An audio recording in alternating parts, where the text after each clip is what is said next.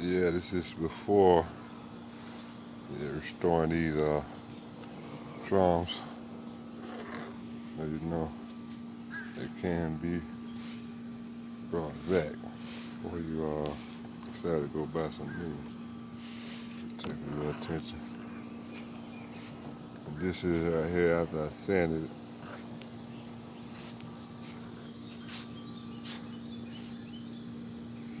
See the difference? Got me a little drummer roller zip. I went and whacking at it till I got it looking like that. Now I gotta clean it off and get it ready to paint.